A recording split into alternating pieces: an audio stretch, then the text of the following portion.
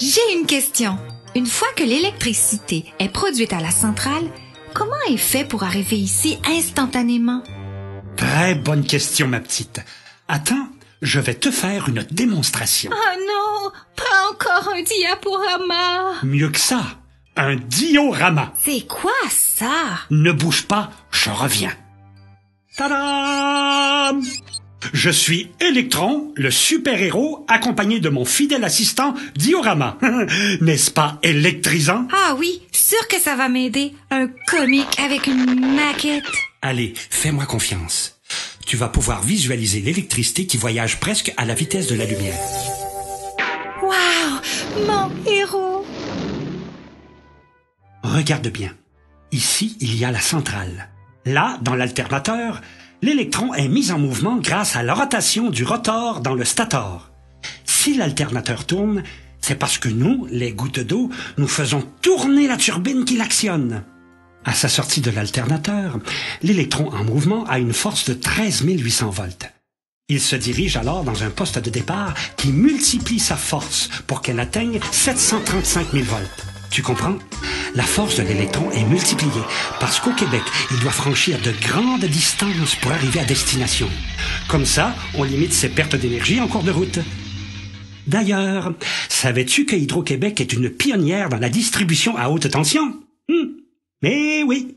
L'électron retourne ensuite dans le réseau de transport et file à un poste stratégique afin de garder sa force.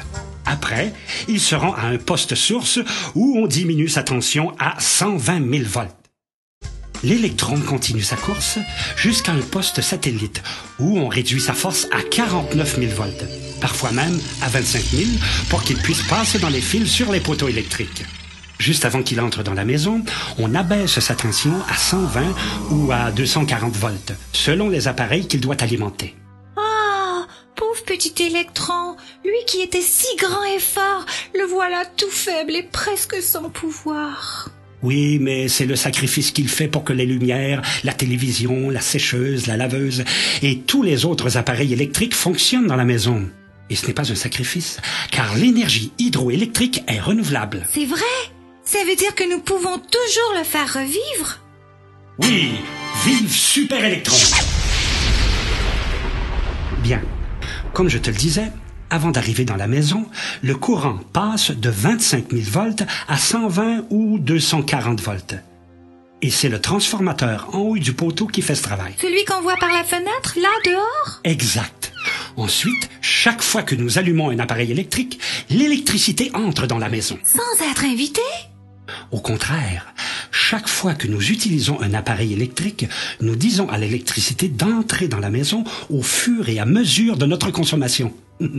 C'est pour ça qu'elle passe d'abord par un compteur avant d'atteindre le panneau électrique pour ensuite être distribuée vers l'appareil en question. Ah, mais c'est quoi un compteur? Ah, c'est l'appareil qui permet de compter la quantité d'électricité que nous consommons pour que Hydro-Québec puisse établir avec précision le montant de notre facture. Quoi? Tu veux dire que l'électricité n'est pas gratuite? C'est normal. C'est le résultat de notre travail, bien sûr, mais aussi d'un grand système qui nécessite beaucoup d'investissement. Ah, est-ce que ça veut dire que si je produis de l'électricité, je vais recevoir un chèque? Moi, j'attends toujours le mien. Ah bon?